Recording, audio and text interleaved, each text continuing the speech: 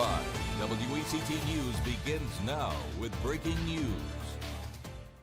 We begin with an update on a hit and run crash that seriously hurt a moped driver less than a week ago. WCT confirmed that police have made an arrest in that wreck. This happened last Wednesday night on Market and 16th Streets in Wilmington.